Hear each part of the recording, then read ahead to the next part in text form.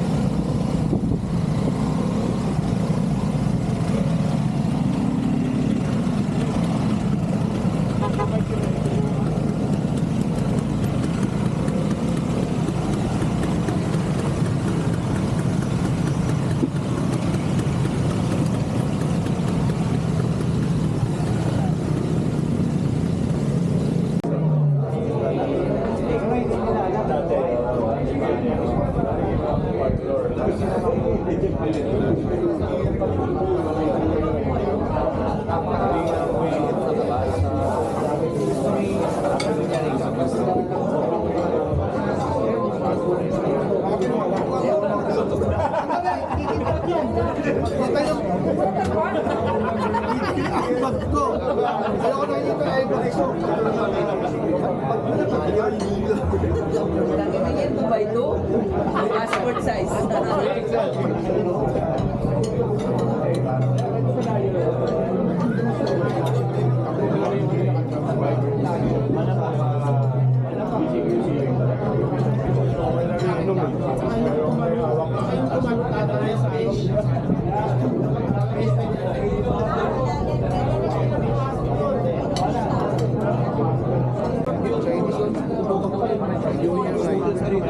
Hindi ko nga alam kung pinipili ako ng dalawa kasi mukhang papayagan naman din ako sa bata.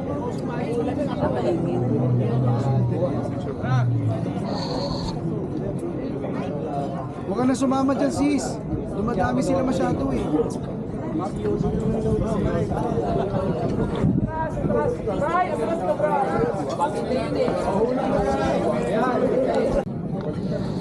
Pitigan ko yung pumipitik. Tarik tayo lahat. Balik daw. Ayan na. Nililipad yung ilalim eh.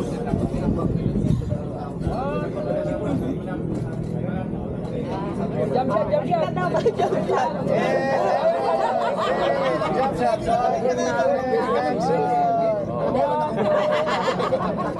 Jump shot. Jump shot.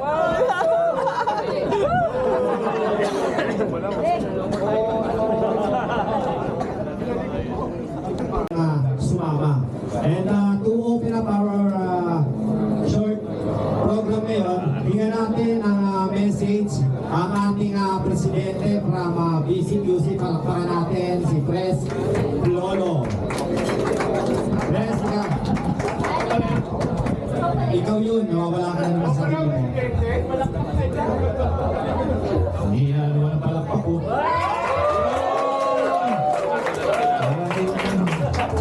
Pinakain na nga, hindi pa nga nagbabayad, hindi na ang palakpak na. Good morning everyone. Nakakagulat na nakakatuwa na parang buguna, 20 lang sabi. Okay na yan, 20 na tayo na mag-ride. 70 plus 20. 90 na pala kayo, di ba? 70 plus 20 na, 90 na. So, what came into my mind was parang kaya pwede ko maisip to say thanks to all these the journey that we went through. So it was December and I just thought that maybe for the participation and ano po yun nasabi na ni President naman halos lahat eh. So ano lang this year ano po yung mga activities ng Vespa Club of the Philippines is ano no going to be spearheaded by the local clubs. So our next activity Sincerity in Banawe. Then with Vespa Club Manila, no, ang alam ko photo ops tayo sa Chinatown Arc sa may Banawe. Then we'll be having a breakfast in Sincerity. Then after that, kung sino may gusto, ikot tayo sa Binondo. So yun lang, everyone is welcome to join. kaway lang. Okay? Ang isa nating kaibigan na club member from Iloilo. Palakpakan po natin, Ryder Ravena! Ayan, kasama natin. Nakita nyo naman. Pinakamaliit na rider. Besta ang gamit na, meron na tayo napakatangkad. And of course, sumabon, narito kapiling natin ngayon. Nagtitake ng kanyang breakfast. Ang sikat na sikat at talagang idol ng mga batch natin. Palakpakan po natin from South Border, Mr. Duncan!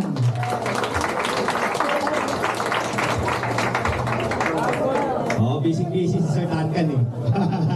It's okay.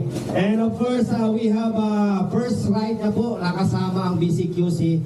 Ito po ay puso rin ng Quezon City at siya po ay tinalaga bilang head dun sa ating Quezon City local government. Pagkapangan po natin si Architect Red Abelino, kasama po natin ngayon. So yung mga resources natin nandirito na lahat, di ba? Again, yung sa mga naririto ngayon, maraming salamat po despite po na hindi naman namin na inaasahan na talagang ganito karami dahil yung nakaraang ride po natin last 2024 last ride 75 ang estimate but naging 40 na lang. Yun yung 40 na basang-basa. Pero ngayon napakarami po natin. Okay? So lahat po ba nakakain? Okay. Sino po ba yung nakapagbayad na? Taas ang kamay. Thank you po. Good morning po sa lahat ng nakapag-ride ngayon. Sakto, maganda yung weather, hindi naman masyadong umulan. And gusto ko lang po i-acknowledge yung mga officers ng Vespa Club kasi hindi po biro mag-organize sa mga ganito, lalo na ganitong kadaming ride. And mag-message sa mga group chat. Ganun katsatsaga. Two-time national champion ng Superbikes. So ito po yung mga big bike. Naging rider ko ng Ducati Philippines ng 5 taon, ng Kawasaki. And then noong 2017, natapos na po yung career ko after 13 years of racing.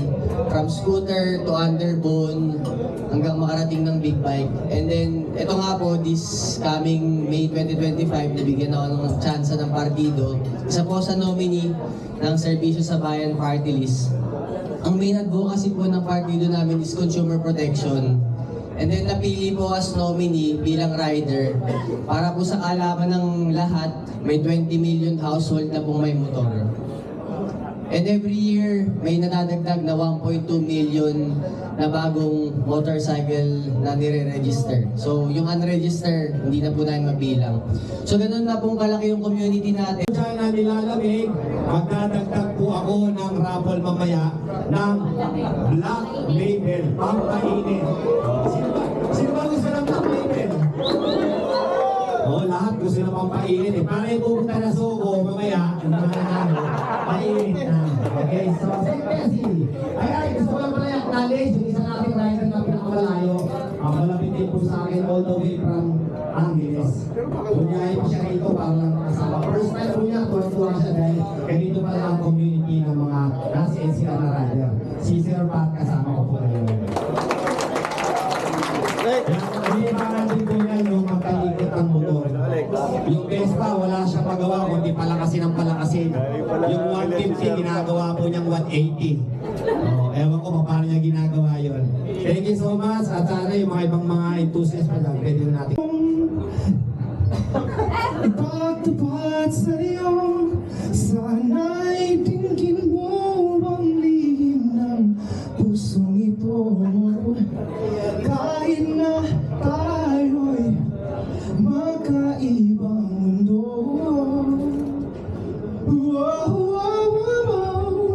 Ikaw nga ang siyang hanap-hanap. Ayos na yun!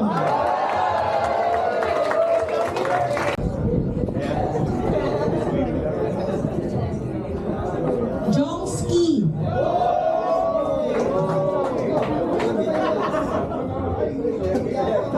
Captonino.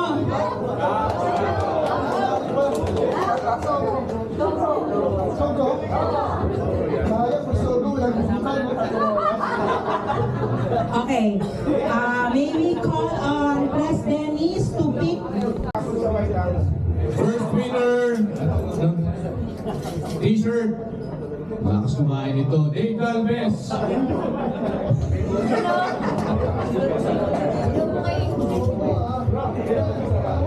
Next, Ruel.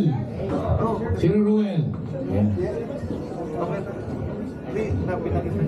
Jomar is third.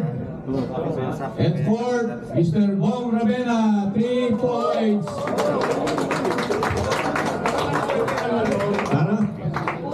Para may... Is...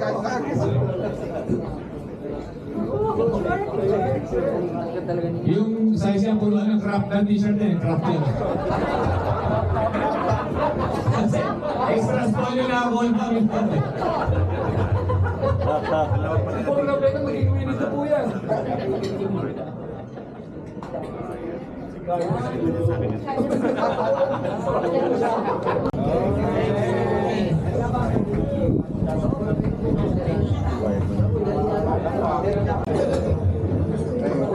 Roderick Indayag.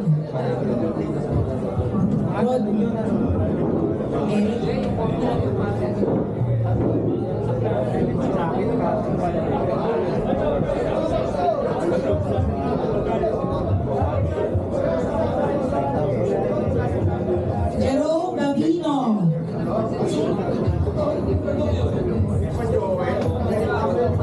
Ng Vespa, kung wala naman po kayong dinadala at nakatulong sa inyo, sana po matulungan niyo po yung serbisyo sa bayan kasi ito po pride po ng Quezon City. Kung meron po ang Bicol na ako Bicol, merong Anwaray, ang mga Bisaya, ang Quezon City po merong serbisyo sa bayan. At sana po kung wala naman po kayong dinadala at naramdaman po ninyo yung serbisyo ni Mayor Joy Belmont, kaya medyo nakita nyo tisuyin, di ba? Okay, ang ating dalawang winner for dalawang Black Label. Clint Castañeda. Clint Castañeda, nandyan ba? Sayang. Si Paquito Diaz.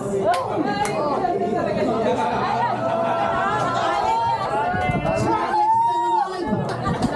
Electric naman talaga si Alex, oh.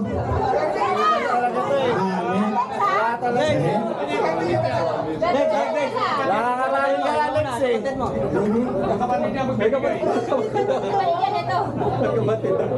Si Miss Syra. Metal Badge.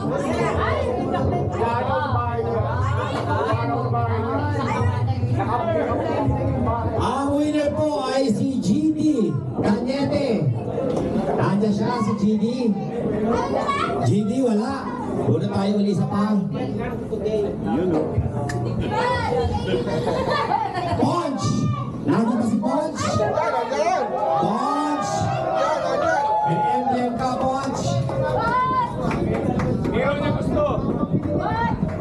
Yan. Congratulations, Punch. Picture muna tayo, picture. Thank you. Thumbs up. Okay, congratulations sa lahat po ng winners. And again, thank you so much.